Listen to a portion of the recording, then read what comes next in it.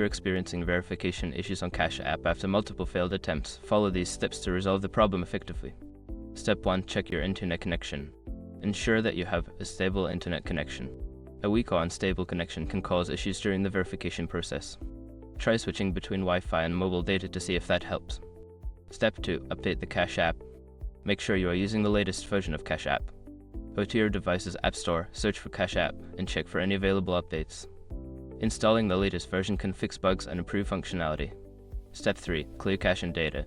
If you're using an Android device, go to your settings, find Cash App, and clear the cache and data. For iOS users, you may need to uninstall and reinstall the app. This can help eliminate any corrupted files that may be causing verification issues. Step 4. Verify your information. Double-check the information you are entering for verification. Ensure that your name, address, and other details match what is on your identification documents. Any discrepancies can lead to failed verification attempts. Step 5. Contact Cash App support. Before starting recovery, use the SROC link in the description to open the account recovery checklist generator and make sure your verification details are ready. By following these steps, you should be able to resolve your verification issues on Cash App. If problems persist, ongoing support from Cash App may be necessary to ensure your account is verified successfully.